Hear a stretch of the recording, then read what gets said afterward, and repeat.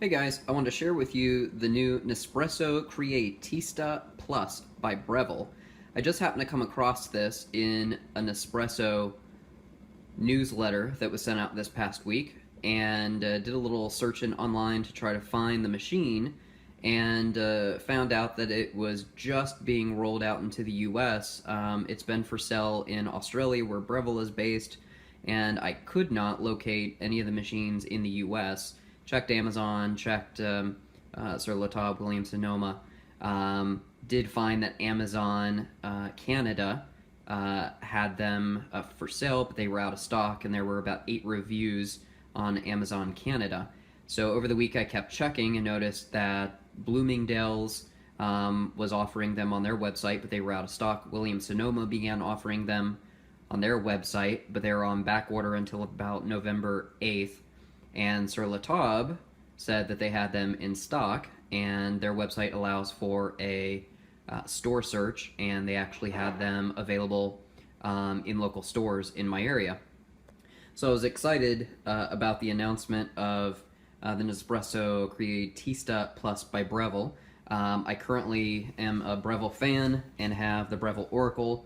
I also have and use a Breville dual boiler at work, and absolutely love the machine. The one thing that I don't love about it is when I'm in a rush in the morning, my coffee beans, if I have not used my coffee machine in a while, then obviously the coffee goes bad, and you need to trash all the beans that you have and start from scratch.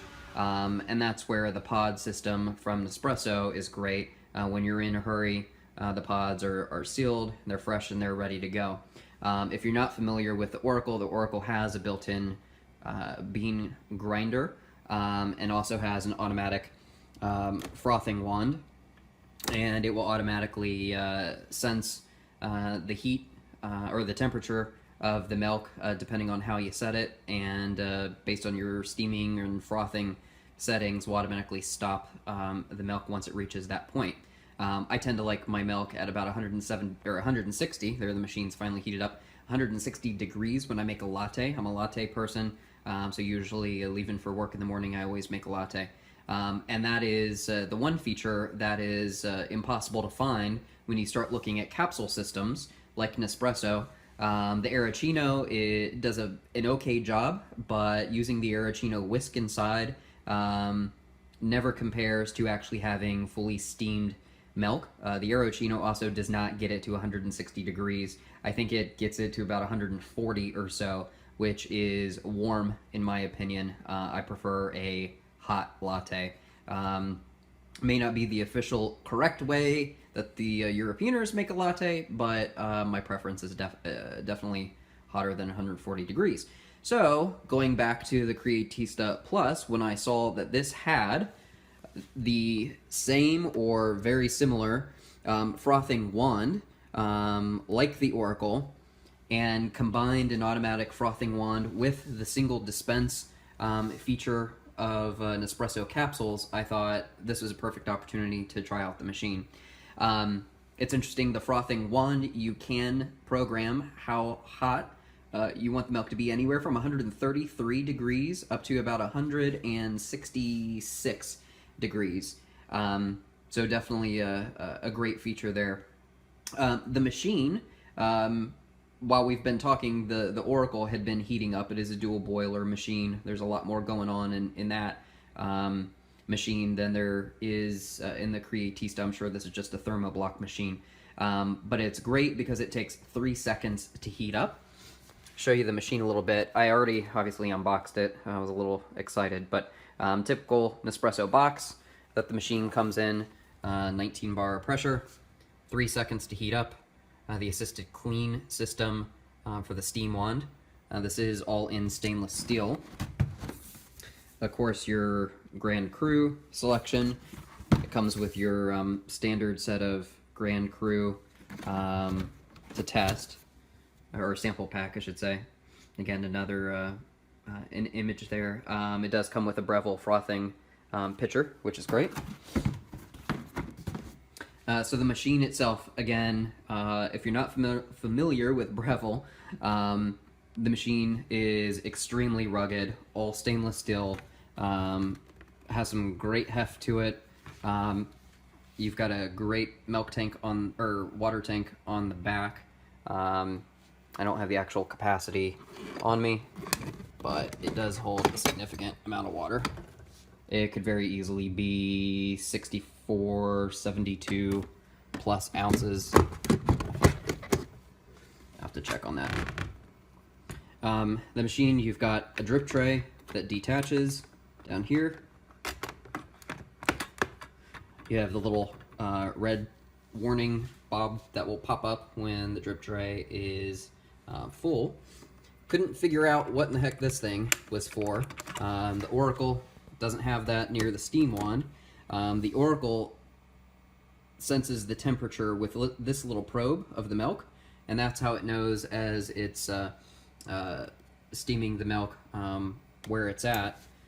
So this Panarillo, a little different. There is no probe down here. So looking at the instructions, it's interesting that this little probe is what actually senses the temperature on the bottom of the milk jug based on the settings that you program in for how hot you'd like your milk. You've got excellent width or height here for a cup.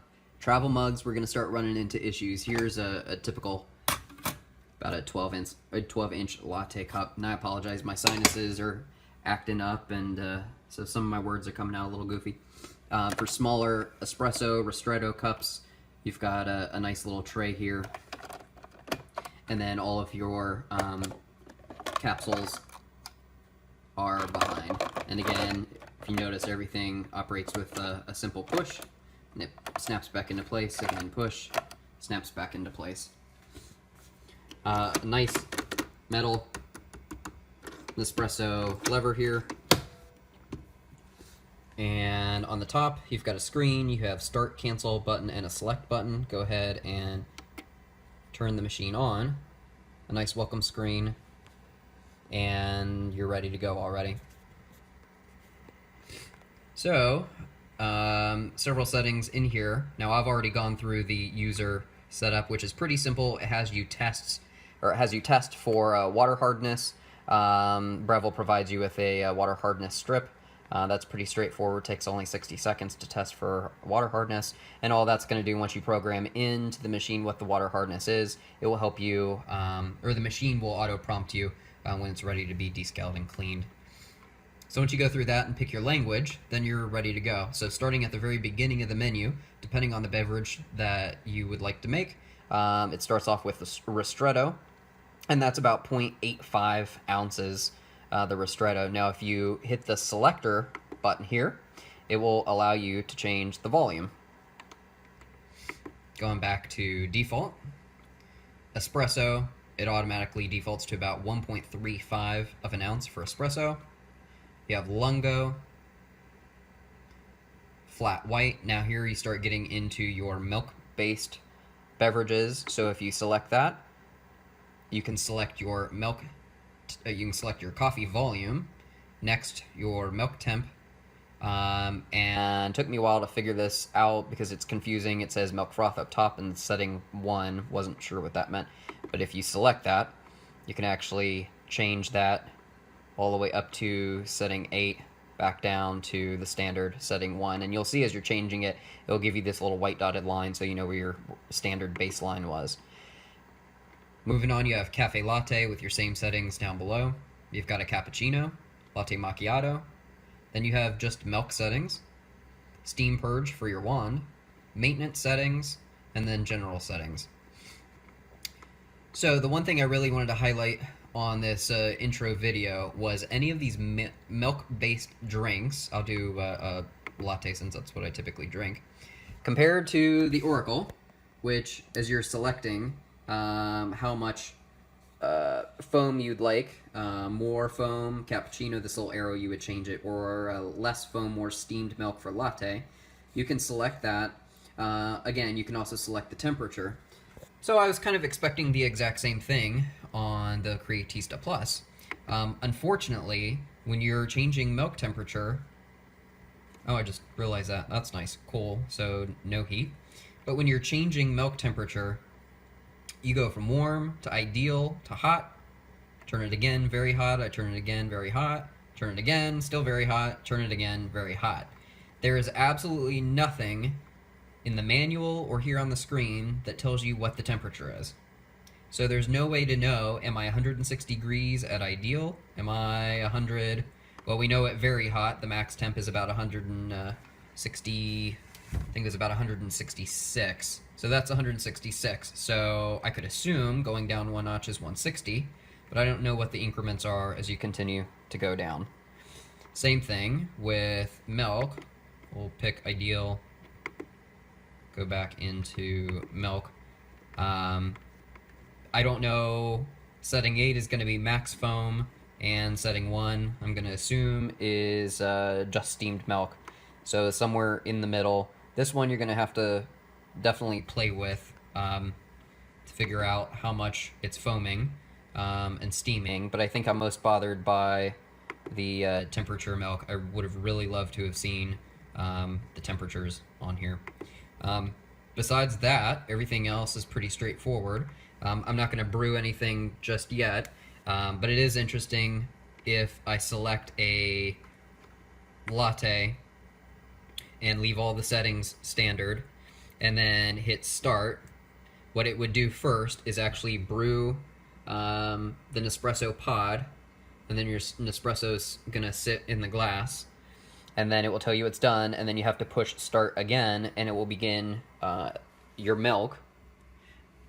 Whereas I would prefer to have the milk steamed first, followed by the shot second, just because the shot is sitting there and getting cool while you're waiting about a minute to a minute and a half for your milk to steam, depending on how much milk you have in there and how hot you make it. Of course, those times are all going to change. So you can get around that by getting out of the menu here and simply just selecting milk. So you can start the milk first, and then you'll have to manually scroll over to whatever shot you want to pull, be it a ristretto or an espresso or a lungo shot for your milk-based drink.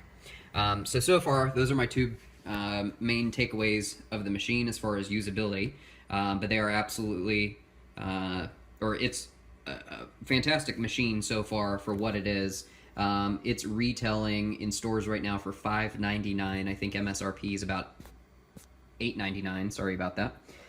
So $5.99 Williams-Sonoma sur la table.